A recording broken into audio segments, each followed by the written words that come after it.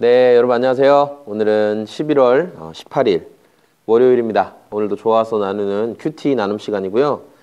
오늘 말씀은 말라기 2장 1절에서 16절까지의 말씀입니다. 이 말라기라는 책은 이 신약과 구약과 신약 사이에 이제 신구약 중간기가 있고 마지막으로 구약의 마지막에 쓰여졌다. 그래서 구약 성경으로 분리되고 그다음에 이제 마태복음 나오잖아요.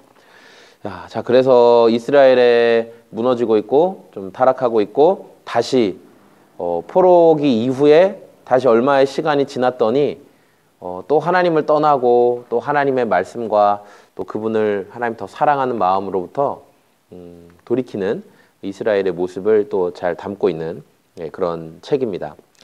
자, 이 책에서 오늘 2장 1절에서 16절에 하나님은 너희가 하나님의 말씀을 지키고 하나님과의 약속을 지키고 하나님과의 약속과 더불어서 결혼한 아내, 이제 그 당시에는 유대 남자는 아내를 버릴 수도 있고 이혼 증서를 써줘서 이렇게 헤어질 수도 있고 우리의 요즘으로 비하자면 꼭 남자가 여자를 버리는 게 아니라 부부간에 서로 아내도 또 남편도 서로 간의 신의를 지키는 것에 대해서 하나님께서 말씀하셨어요.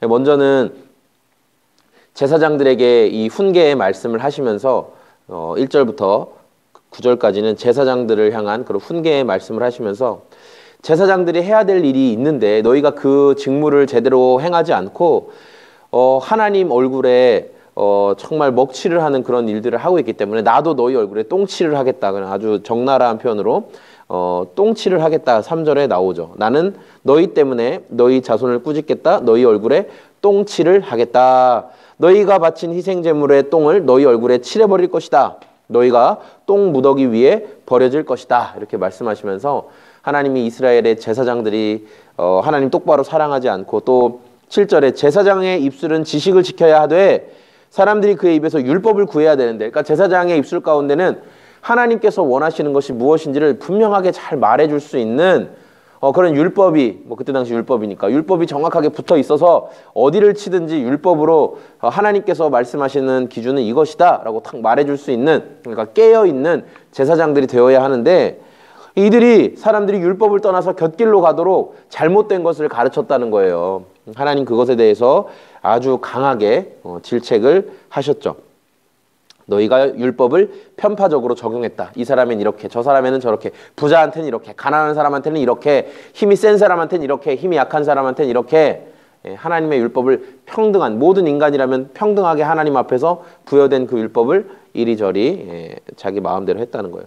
그 옆에 10절부터는 이제 그 아내에 대한 자기 책임을 똑바로 하지 않는 그런 남편들의 모습에 대해서 얘기하면서 뭐라고 말씀하시냐면은 15절에 너희는 명심하여 젊어서 결혼한 너희 아내를 배신하지 말라.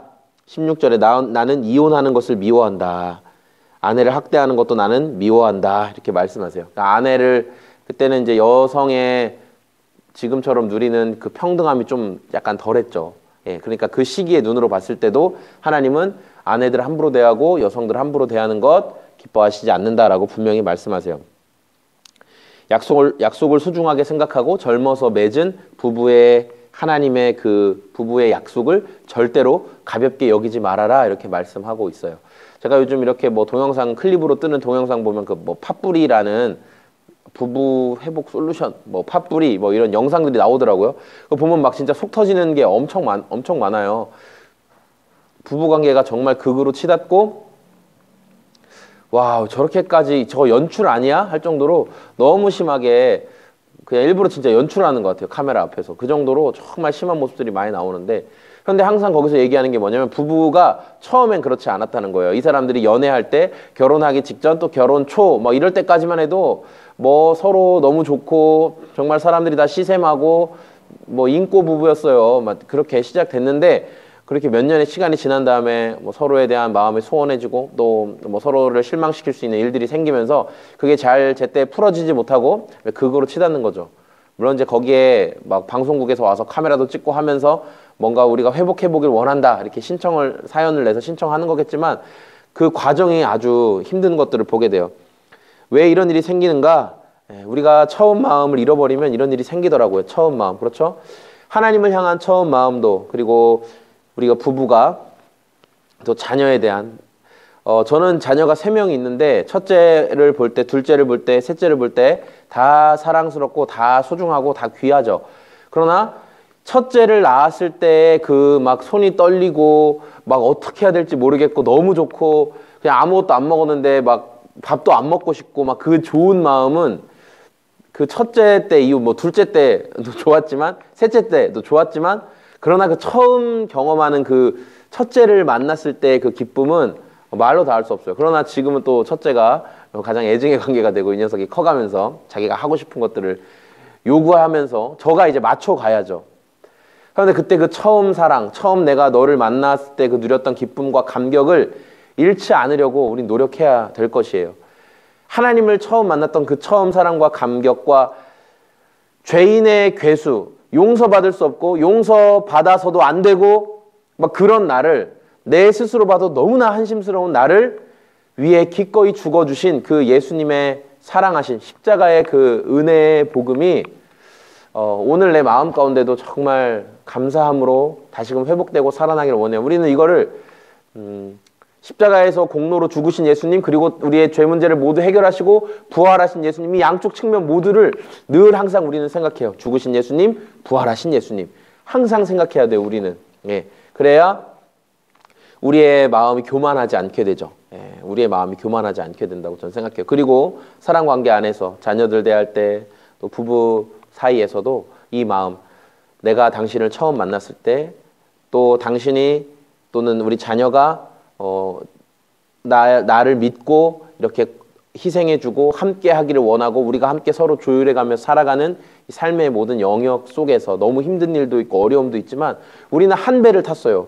같은 배를 타고 같은 목적지를 향해 가야 될 사람들이에요. 여기서 우리가 싸우고 분쟁하고 우리가 서로 원망하고 한 마음이 되지 못한다면 배는 목적지로 순조롭게 가지 못할 것이고, 심지어 배가 다 부서져서 서로 그냥 자기 널판지 하나 부여잡고 표류하는 인생이 될지도 몰라요. 아니, 분명히 그렇게 될 거예요. 우리가 한 마음 갖지 못하면. 그래서 오늘 이 말씀을 통해서 처음 주셨던 약속, 처음 주셨던 마음들 잃어버리지 않고 지키기를 원합니다. 저와 여러분이 그런 인생들 다 되었으면 좋겠습니다. 네, 감사합니다. 저는 지금까지 청주시 서원대학교와 근처의 청주교육대학교 옆에 위치한 소금 제작소 교회를 섬기는 소금 제작소의 공장장이었습니다. 날이 많이 추워지고 있습니다. 감기 조심하시고 좋은 하루 보내시길 바랍니다. 감사합니다. 안녕히 계세요.